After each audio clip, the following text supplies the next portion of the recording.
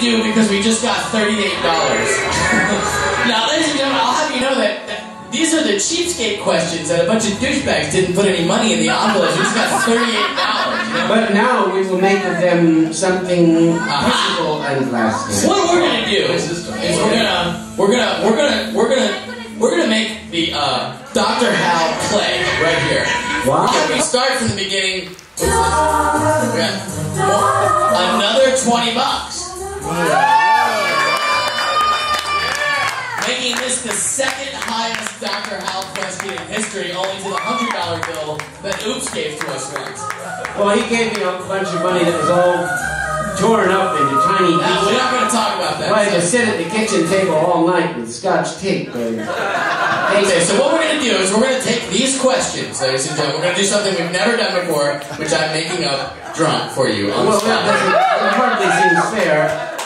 With so much of a generosity beyond the emolument. It's going to be awesome, Hal. Come on, rise to the occasion here. So this is what we're going to do. What we're going to do is Hal is going to make up a story, a play that that K-Rob is going to put the music to, and David Caporo is going to put some images to. Okay, and the play. This is going to be the acts of the play. This is going to be 1, 2, 3, 4. This is going to be a 5-act play. Maybe that's where you fit in. All right. Mom? It seems that might work. Not the way I would have handled it. Yes, go ahead. No, that's why I'm here. And you're there. Yes. So that you can there. There.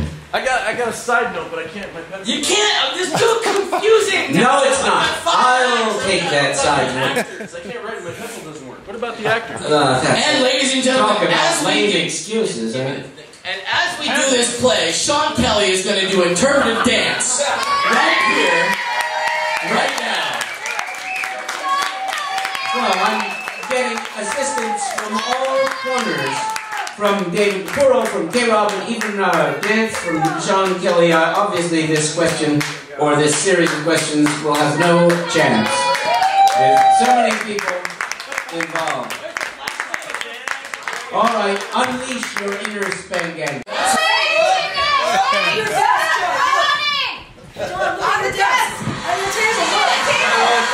Another $20 bill, ladies and gentlemen. $88. For just another $18, it'll be the highest question in Dr. Hal history. Okay, so the first act of this play deals with this concept. Shall we hear them all before we begin this? So we can... Well, the first act, I'm going to go through all 5 acts, and then you'll have to figure it out. All right.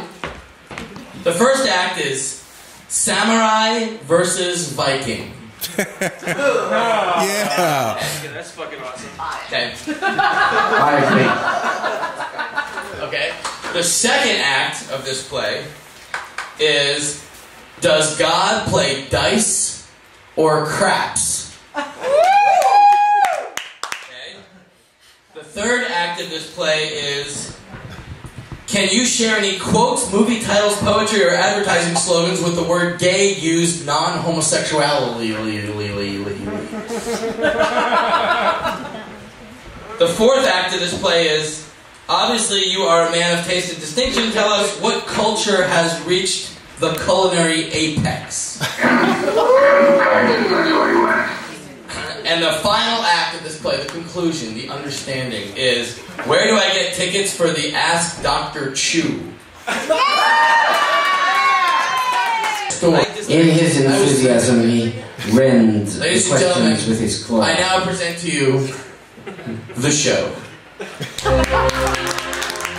My friends, on this occasion, we must take ourselves into the past history of our race. If we are now a namby-pamby bunch of wimps, weak sisters, mollycoddled, and in all respects unfit for the business of living, it was not so in ancient days, when in the great age of exploration and its adjoining period, the sea rovers went forth for purposes of plunder, of rapine, of attack, and to replenish their coffers.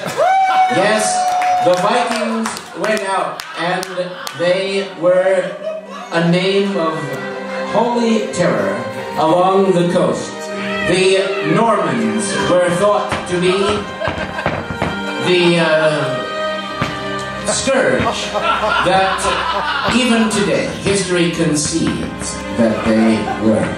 Why did they not have the nobler tradition of Bushido, of the samurai?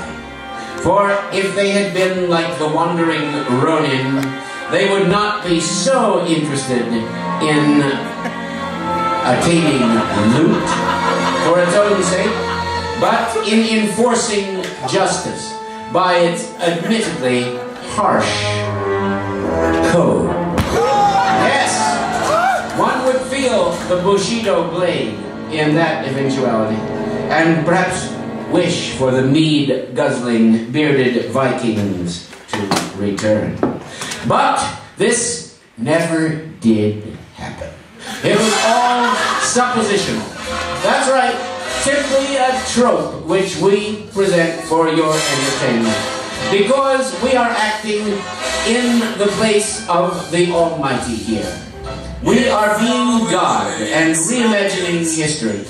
Does God indeed play dice with the universe, or does God play craps? It seems that, in fact, in many cases, as our humble story illustrates, God does play craps, and in fact, sometimes craps out. That's right. So baby needs a new pair of shoes. Whoa! And, of course, there are other ways to settle these arguments. And we can go to art, we can go to literature, we can go to all the great traditions that we have, and to think of earlier ages, earlier cycles. We can think of a group of people who lived in a place where, simultaneously, as Christian fundamentalists now assert, enormous dinosaurs coexisted with humans, with people. Yes, it's true. And certain archaeological and paleontological results have shown us this, but the best way to explicate it is to quote what the poets have written about just this subject, which I will now do. Flintstones. Meet the Flintstones. They're a modern Stone Age family from the town of Bedrock. Their page right out of history. Let's ride with that family down the street through the courtesy of Fred's 2 feet. When you're with the Flintstones, have a yabba-dabba-doo time. A dabba-doo time. You'll have a gay old time. Which, of course, does not refer, in this instance, to homosexuality. Now,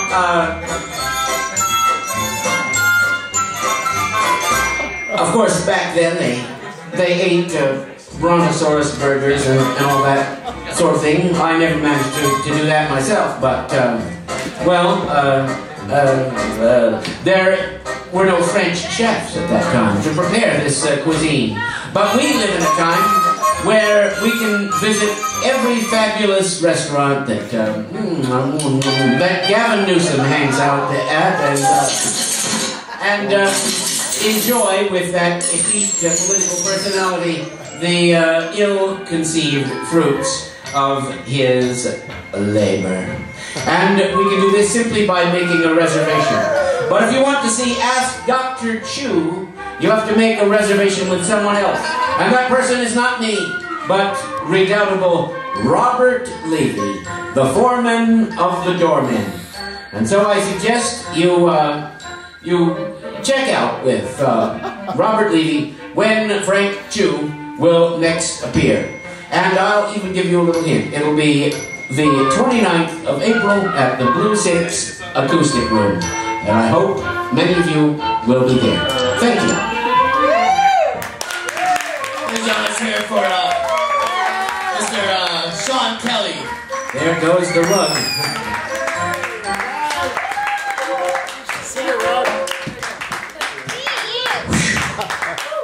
Well,